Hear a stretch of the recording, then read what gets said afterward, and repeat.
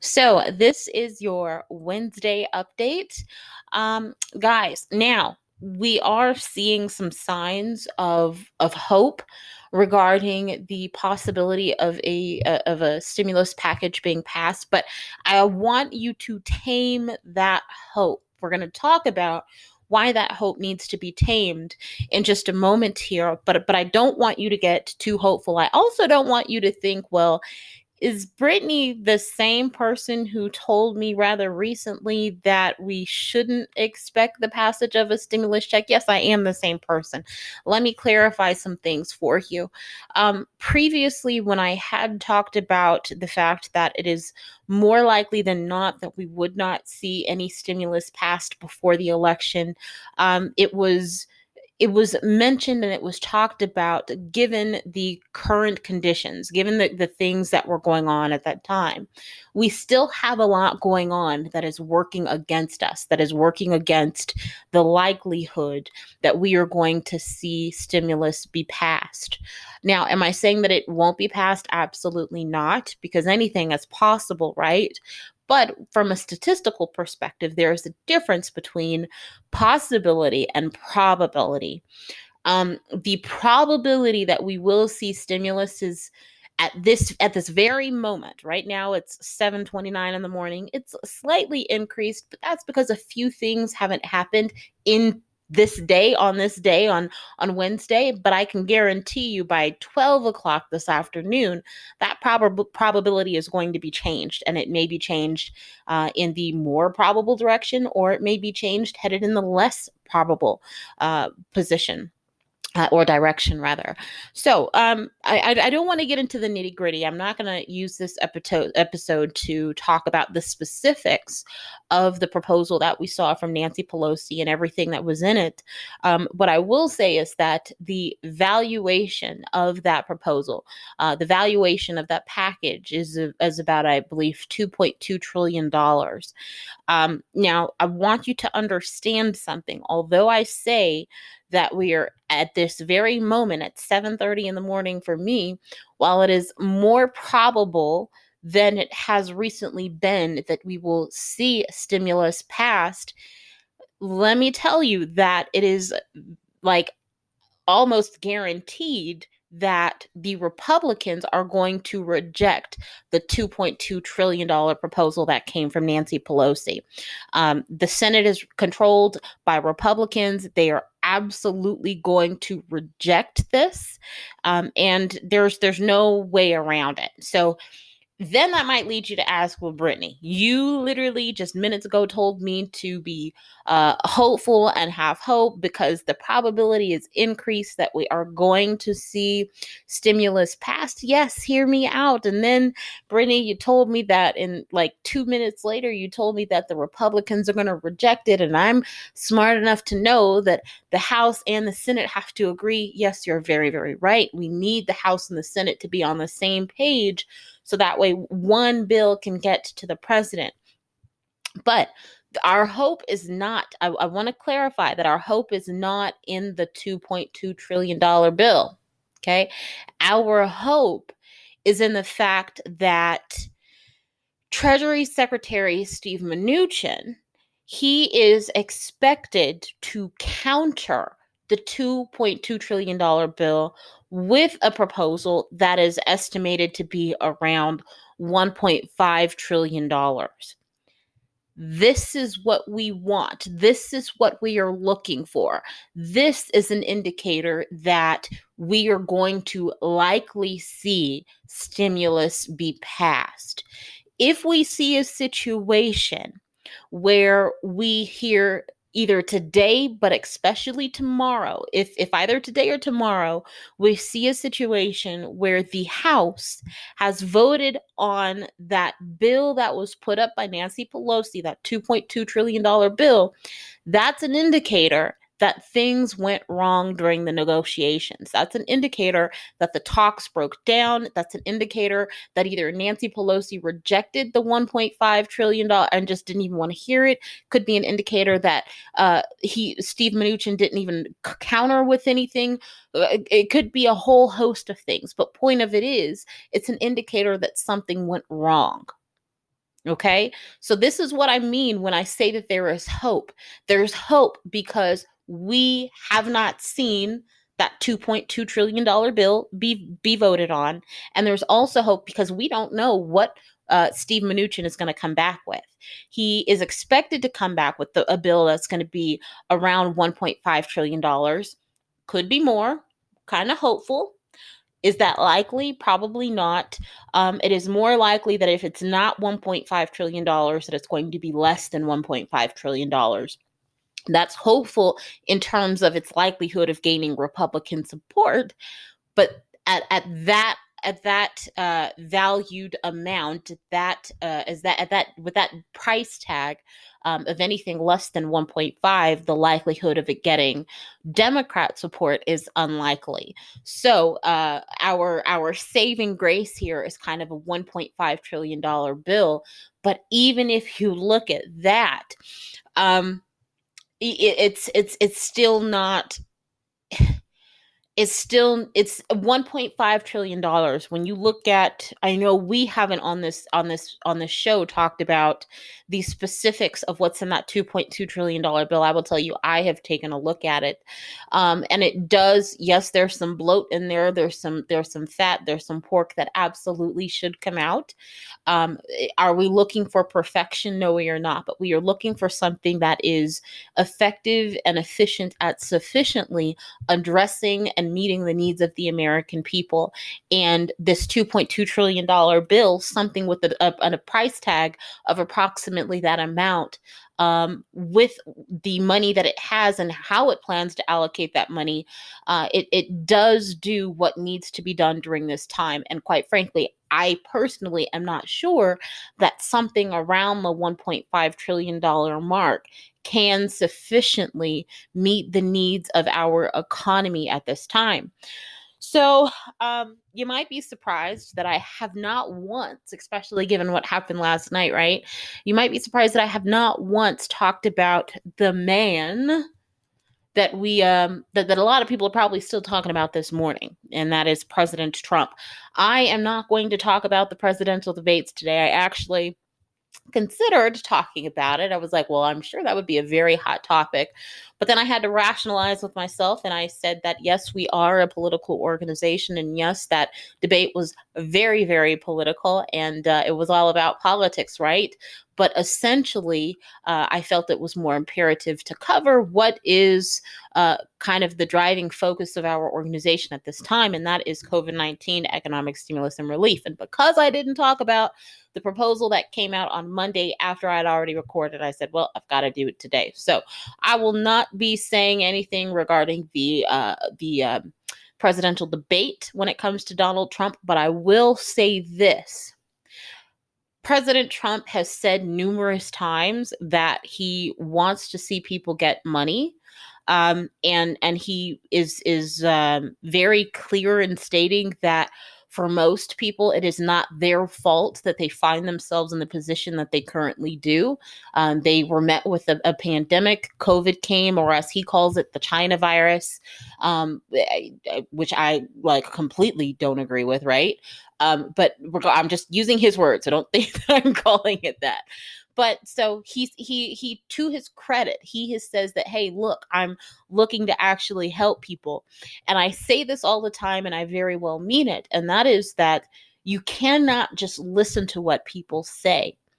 People's words are meaningless. They are pointless. They have a point. Most of the times it's to deceive, right? And to defraud. But the words are meaningless. What you want to look at is the actions behind or before what they say. Not I wouldn't say or, I would say both behind and before what it is they actually say. So that said, as much as I have talked about the wrongs of the Republicans, and while I've mentioned that, yes, we are a political organization and we're not affiliated with either political party, and I have been very open in saying that in this specific situation, while they are not acting completely perfectly, and while they have their faults, and while their proposals have their faults, just like this $2.2 trillion package, we have seen What we have seen from the Democrats has been more helpful to the American people than what we have seen from the Republicans. But so that said, I'm going to surprise you with something that I don't think I've said here. And it's the fact that President Trump is he is the only Republican who was trying to get aid to the American people.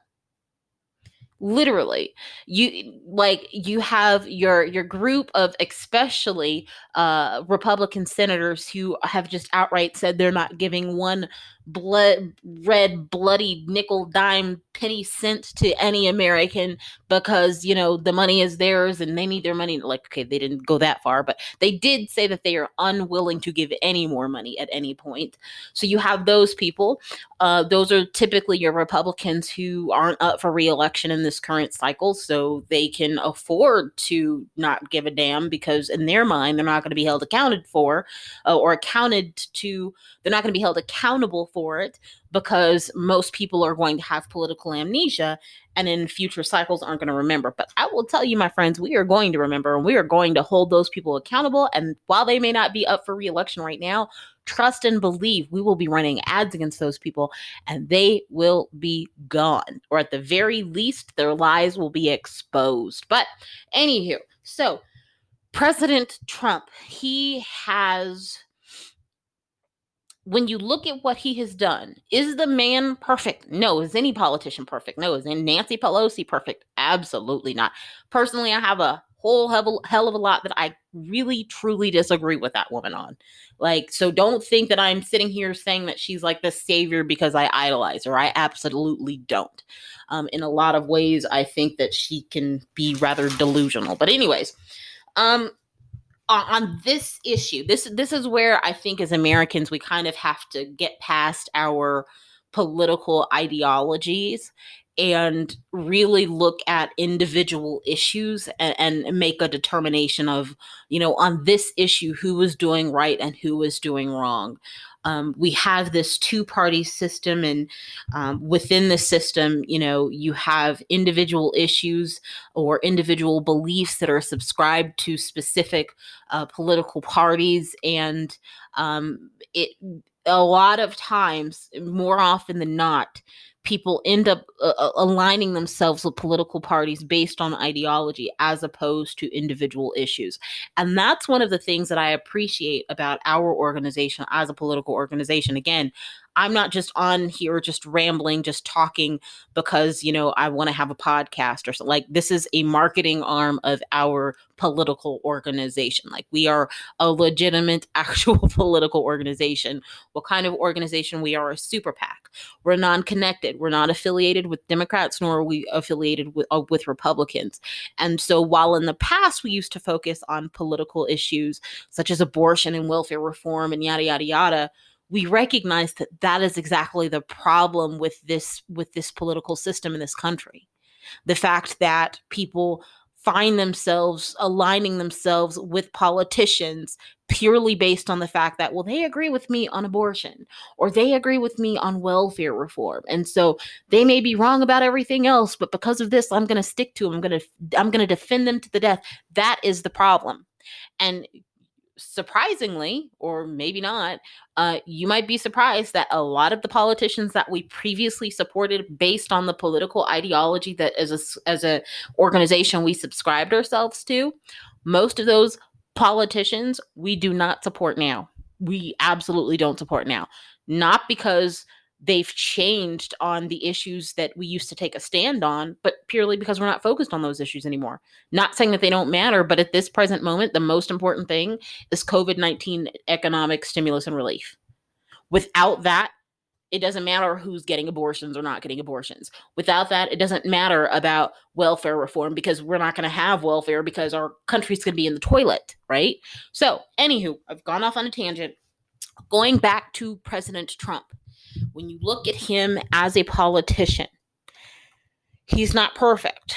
But when you look at the attempts that he has made, whether you agree with them as being, appropriate or legal, namely in his attempt to circumvent Congress with getting the lost wage assistance program, the funds to unemployed individuals through FEMA. Obviously, you could make the argument, well, that was purely politically motivated. Well, duh, anyone in politics, if their motivations are not political in nature, I don't care what party they are in, they either are not going to be a politician for long, or they should not be a politician. So to say, well, they're only acting politically, well, yeah, that's their job. Like, that is how they survive in that environment. So, again, I mean, it in the words of the president, it is what it is, right? That's the name of the game. But so when you look at President Trump, he is the only Republican really actually looking to help the American people. Like I said, you have those Republicans who said, not another nickel, dime, cent, penny going to anybody. Then you have the ones who are up for re-election in this current cycle, and their mouths say, well, yeah, we're willing to kind of go along with something that meets the needs of the people. Who I can't remember the name of the politician. Last night I found myself on Twitter, and it was during the debates, and I was looking at some tweets. I forget the trending hashtag, and during that time I came across a politician who said something, and gosh, I apologize for not remembering his name. I do remember he was a Republican. I also don't remember his state. I apologize. But he said something to the effect of the fact that he wants something done, but what did he say? Basically, he wants something done, but I promise you guys, I'm in my 30s, but my memory is that of someone significantly older. And oh gosh, I can hear people now. Oh my gosh, you're saying people. No, if you don't understand what I meant by that, I can't help you. But so I can't remember. So, but the gist of the actual tweet was something along the lines of, yeah, we want to help the American people, like, we just don't know how. Something like they never come back with any direct objections. I covered they sometimes they do. And then when those objections are kind of countered, when they're actually addressed, then like the conversation ceases. But anyways, I'm kind of getting off on another tangent. So you have politicians that are up for, specifically Republicans who are up for re-election, but they claim with their mouths that they are willing to go along with supporting and helping the American people, but their actions don't do anything. They'll kind of act aloof, or they will in some cases just avoid. Oh no, he also said this is something else that stuck out to me. He said that he wasn't paying attention to the stimulus talks anymore. I was like, WTF? Like, are you serious? Like, at least if you are knowing in your mind that you were not paying attention to stimulus talks anymore, at least don't say that. Like, are you kidding me? Are you kidding me? I wish I had that clip of Joe Biden saying, "Come on, man, come on." I hope you guys all know the clip that I'm talking about, but anywho, so I was blown away by that. So and unfortunately, that's not just the case for Republicans. You have some Democrats who have completely kind of checked out of the conversation. But it's mainly Republicans, and so those are the ones who are up for re-election. But again, they are just kind of checking out because it benefits them to check out of that conversation, because they don't want to have to go against what some of the more senior members in their party want, which is contention, which is nothing to be done. And then you have the leader over there in the Senate, Mitch McConnell, who gosh, I don't even know how to describe the man. I really don't. He is so far removed from the American people. Like, he has not been present during the stimulus talks. He has not really played an active role. And I mean, you can question why that has occurred. I mean, it's very obvious when you look at what he wants, not just him, but a majority of Republicans, and what the president wants. Quite frankly, what they want are at odds. So you don't know if it's a situation where, and I'm just kind of, just hypothetically speaking here, you don't know if it's a situation where President Trump or people in his administration have told Mitch McConnell to stand down, especially because, again, and I could cover this in great detail, but again, what most Republicans want is actually in stark contradiction and contrast to what the president actually wants. And I honestly think that that's more of the reason why we have not seen Mitch McConnell be so active during these talks. I think that's more likely than just simply the fact that he hasn't wanted to come to the table. I really believe that to be the case. But anyways, I'm not going to get into that. So moving on, I want us to give credit where credit is due. Even if you, especially after last night, don't care for the president, or think that he is just like, whoa, right? You do have to at least admit, when you compare him and what, does that excuse other things? Does that mean that he's perfect? Does that mean that you totally support him? No, but people, we have got to move past this whole, well, I just don't like you, or, because I think you're wrong or on X, Y, and Z, I'm never going to give you credit for D, G, and F. Like, you have to move past that. If you don't move past that as a voter, you are going to play into the hands of what these people want. We are going to see this system remain the same. I hate to break it to you, but we hear all these politicians and other organizations talk about how, especially advocacy organizations or 501c4s, we hear them talk about how the problem is, is the electorate and the system as a whole, and everything is broken. While that is true, I also need to tell you individually that you need to examine yourself.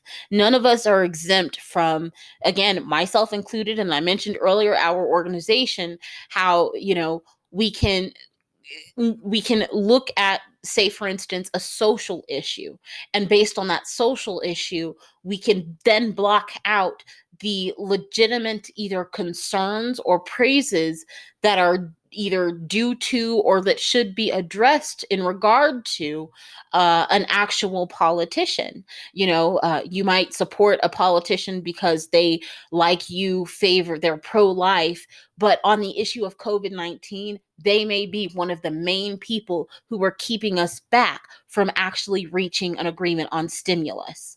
I will be very, very frank.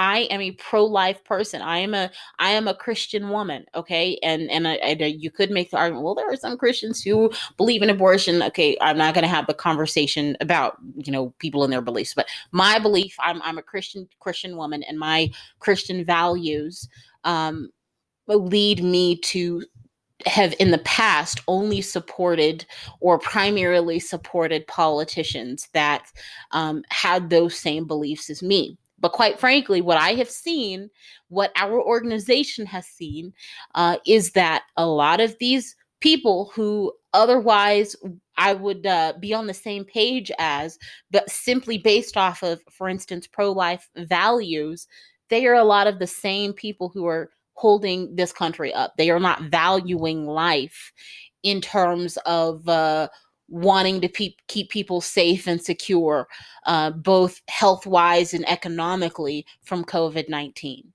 That's the truth. That is something that I have had to personally contend with. That is something that, as an organization, we've had to contend with, and we've had to, quite frankly, ditch a lot of the stuff that a lot of the ideas we previously had. We've had to change positions on a lot of the politicians we used to support, simply because, we had to kind of grow up. And I think, yes, the system needs a lot of overhauling, but a lot of Americans need to, whether it's on the issue of abortion or gay rights, or a lot of especially contentious issues, illegal immigration, move past that and ask yourself, what is the most important thing right now? If you think the most important thing right now is illegal aliens coming across the border, you are out of your mind. Absolutely out of your mind. The only way I would say that they are the most important issue is if they are all coming with COVID-19. Then if that is the case, by golly, I agree with you. That is the most important thing. But if they are healthy individuals who do not carry COVID-19, by golly, shut up. In the words of Joe Biden, shut up. Right? Shut up. So, anyhow, wrapping up here because I've gone far too long in this second. I told you this was going to be quick, and it's oh my gosh, right? Um, I don't know if it's occurred yet. It's 7:53 this morning. I have not heard right before I did this recording. I didn't see anything, hadn't been updated on any meeting between Nancy Pelosi and Steve Mnuchin, but they are set to meet today. So I will not be able to kind of get back with you or kind of update you on that until Friday, but I'm very sure that you'll find other outlets that are talking about what happens during that meeting. And I want to point out one more thing. I know I said I was gonna keep this short, but I have one more thing to point out, and that's the fact that we've seen. I can't remember the exact news. See, there I go again, not remembering. Right. There was a news network on Sunday, I believe, that interviewed Nancy Pelosi, and they asked her if she was going to come down from her position of around $2.2 trillion at the time. And she said that, hey, well, my number is a number that actually meets the needs of the American people. And this literally just ticks me off because somebody please help me remember the last time you have heard any news anchor ask any Republicans, namely Mitch McConnell. Well, they can't really ask him because he's in his shell hiding, right? But they have you've not seen really any Republican asked about their willingness to come up off of their 500 billion, 650 billion. I mean, when you think about it, both parties have moved. Nancy Pelosi and the Democrats, they have moved. Remember, they started out about $3.4 trillion. Then they went to about 2.4. Now they're about 2.2. The Republicans started at $1 trillion. Then they went down to 500 billion. And then, wait, hold up. We're going to come up to about $650 billion. So what we have is we have both parties moving, but if you're being honest, which is quite frankly something that I don't know if most people are really expecting from news organizations nowadays that are asking these questions, when you are being honest, you see that the Democrats are moving in a direction that is closer to their opposition, and Republicans are moving further away from their opposition. So when people say, well, we've moved, and when people don't press back, when interviewers don't press back, when anchors don't press back and ask, well, in what direction are you moving? I want you to be aware that Republicans are moving away. I'm hopeful in a way, kind of sort of slightly. I'm hopeful that Pelosi is going to be able to kind of come to some sort of agreement with Secretary Mnuchin, so that way we can come up with something that is a solution for the American people. And Pelosi has stated that she believes that some sort of agreement can be reached. And I don't know, I don't have a crystal ball. I can't, if you were to ask me, well, Brittany, what do you think is going to happen? I don't know. I don't know. But what I will tell you is this. Mark Meadows, if you notice, he's not present this go around. We're not hearing of him meeting with Nancy Pelosi. And quite frankly, that's a good thing, because he has previously been seen, because of his previous political uh just literally because of like his past politically with people. He's always been kind of known as this kind of toxic and irrational negotiator. So the fact that he's no longer, even at least in this moment, present is a good thing. So I can't tell you what we have to look forward to, but I can tell you we have to look forward to something, and I should be reporting on that on our next episode.